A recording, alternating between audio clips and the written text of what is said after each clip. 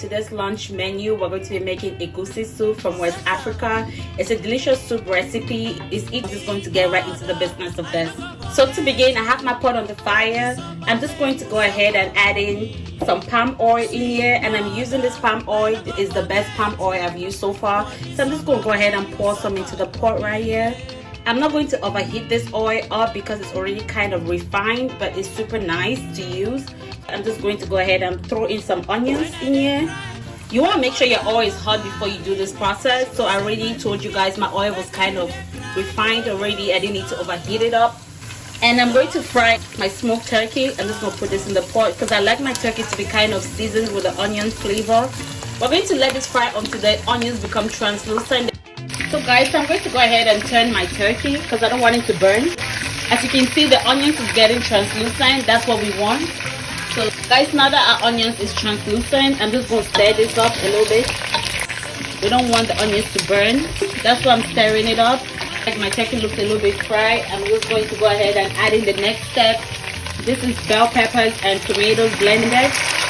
Guys, this is a secret ingredient to my Egusi soup. The bell peppers and a little bit of hot jalapeno peppers. It makes the flavor of the Egusi soup come out really good. So you want to try this. If you're used to making it the typical way, no problem, but this right here, it will give you a great result. Trust me on that. So we'll let this fry a little bit for about 2 minutes, and then we're going to go ahead and get to the next process, which is putting in our blended Egusi paste. And guys, you want to put your heat on medium. You don't want your bell peppers to be burnt, so you want to put it on medium. I know you guys were wondering why would I put raw turkey in here. It's not raw turkey. It was kind of pre-cooked and seasoned, and then I just went ahead and fried with the onions to get the flavors in. So you want to have that extra nice soft turkey. Now that our sauce is ready, I'm going to go ahead and add in the blended Egusi. So I'm just going to go ahead and add it in here. And guys, I always fry mine for a bit before I add in the broth and the water. I fry it with the bell pepper sauce so that it can pick up on that nice sweet flavors, because bell pepper is a little bit sweet. So I always do this. This process is a must for me. I'm going to simmer it for about 1 to 2 minutes so you can pick up on the flavors of the bell peppers. And guys, if you're wondering again, I used 2 to 3 cups of Egusi and I blended it with a little bit of onions and some hot peppers. There's a reason I haven't seasoned this, is because I already had my bell pepper sauce seasoned. I had my Egusi a little bit seasoned. I had my turkey pre-boiled and seasoned. So I'm going to adjust my seasoning at the end. So I'm just going to stir this up. We don't want the Egusi to burn. The reason I do this is so that it takes out that strong Egusi smell and blend the seasonings together with the Egusi so it's merged perfectly.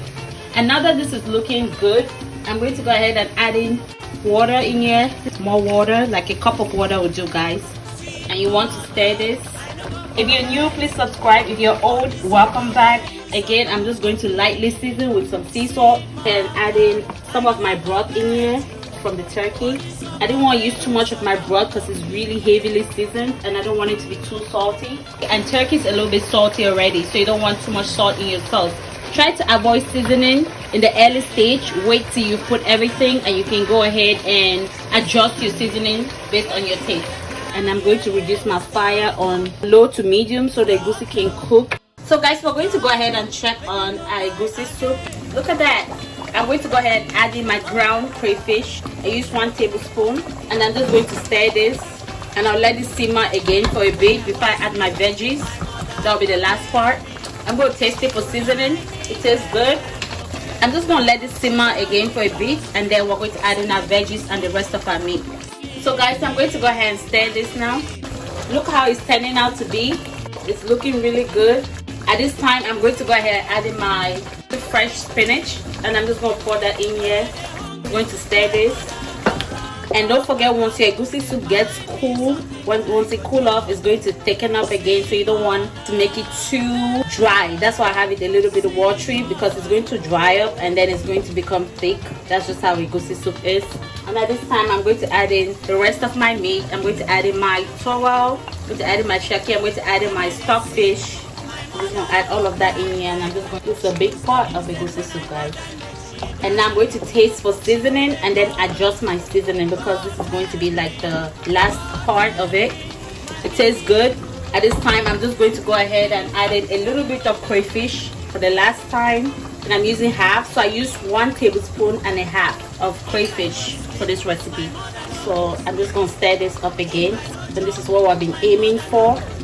And this is when I'm going to add in 1 cube of Maggie or non-seasoning, whichever one you prefer. Look how the sauce is getting thick. Guys, this is what we want. This baby to be thick and very delicious. So guys, this is what we have so far. And now I've reduced my fire on low, and I'm just going to let all of this beauty simmer together. And I'm going to taste now one more time for seasoning. It tastes good, and the seasoning is just right, guys. Just go let it simmer again on low, and then when we come back, we'll take it out. So stay tuned for the finish. And I'm going to work on my eba right now, because that's what I'm eating this egusi soup with. So guys, we're going to check now on our egusi soup. This is the final stage where we get to turn up the fire, because my egusi has been simmering for about 2 to 3 minutes on low. The veggies look good, smells so good, the aroma is so good in the kitchen. Guys, look at this. This is all set and ready to be taken out of the fire. So I'm just going to go ahead and turn my fire now off. And that is the end of our egusi soup cooking. And we're going to be serving this. So guys, let's serve this on our plate. And that's how you make a bomb-ass egusi soup. Very easy, straight to the point. And we're going to be serving this with some hot eba on the side. So look at this. Oh, Jesus, look at that smoked turkey. I'm super excited to serve this and get into the business of it. Let's get this to the table. So guys, let's get right into the verdict of this egusi soup. Guys, I'm super excited to just dive right into it, because hey, what is food without tasting, right? I'll be eating mine with some eba, or what we call garri. Let's get this. Oh, I got meat too. Guys, look at this deliciousness. Guys, this is so delicious.